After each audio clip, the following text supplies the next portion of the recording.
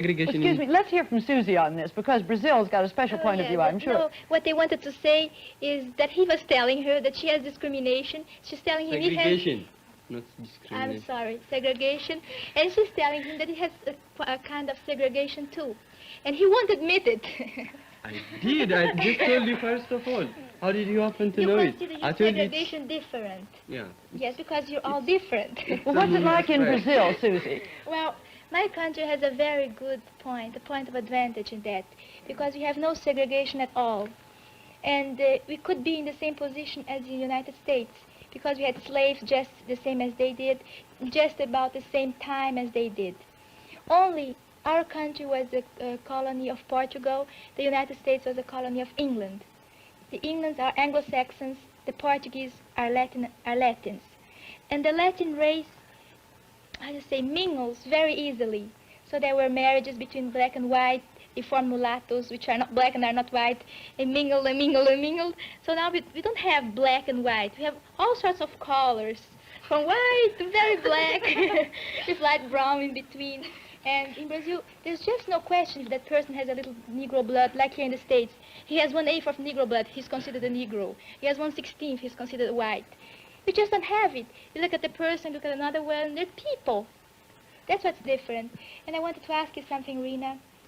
You say there's a great segregation in your country. That's right. And in your country, do you have prejudices against the black people? Well, I wouldn't actually say prejudices. Perhaps I should just explain this to you. Everybody seems to have heard of apartheid during the last few months, years. And I think it's perhaps misinterpreted in most instances. I'll tell you what apartheid actually means. It means the development of two separate racial groups within their own areas. And Susie, you said that there is no discrimination whatsoever in Brazil. Could you just tell me more or less, are there more whites or more blacks in Brazil?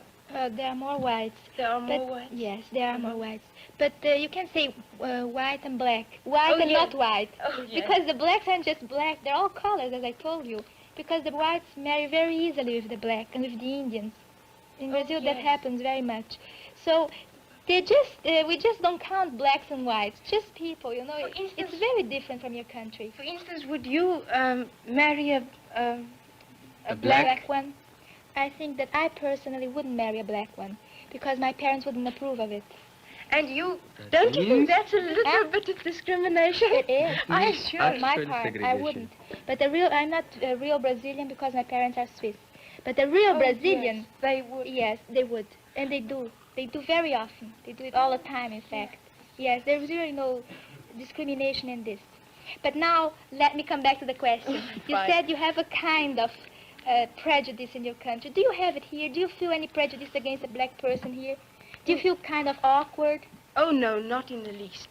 For instance, I think that integration in America is perfectly right. And I think it should be done. And therefore, I approve of it. But I just don't see how integration would work in South Africa, at least not for the present. For in South Africa, it's 3 million whites against 12 million. Whilst in America, it's altogether different. And I'm quite assured that the present policy that we follow is going to be the solution of the problem at last.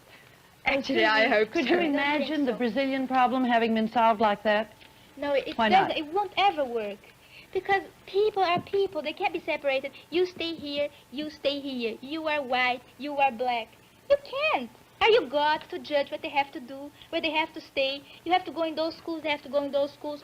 You marry with this one, she marries that one. No. No, it's not a question of who is God and who's going to judge. But it's a civilization against a civilization. After all, it is the white South Africans that have built up South Africa to where it is now. With the help of whom? With the help of the other, but with Who the supervision. did the heavy work? With the supervision of the... It has to be so excited, you know. Oh, yes, perhaps it should. But I don't know. After all, it's not fair to think that South Africans should just quit all their good work right here. For instance, I couldn't tell what is going to happen in future, but I think for the present time, there is no other solution. For what would you think? Well, I think that people have a right to live as they want to.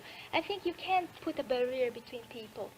Let them go and do as they wish to. If they want to go to your schools, let them. If they don't want to, okay. I'm sorry, our time's up, and you're just beginning to get into the interesting part of the discussion. It's a good note to end on that you gave us, Susie. People are people. In a brief summary, I think I've learned a couple of things tonight. I've learned a little bit more about Ethiopians' racial background. I've learned something about schools in Europe these days, and the fact that they don't teach current history. We may do a little more talking about schools. I think I should say, too, that our purpose is not so much to tackle a single subject exhaustively and reach conclusions. Maybe at the end of 3 months we'll just have a few tentative conclusions of the world we want. Our purpose is rather to give you some of the fun and maybe a little of the excitement that comes when this group of young people from all over the world get together and try to get to know each other. Our time's up, and so we have to say goodbye until this same time.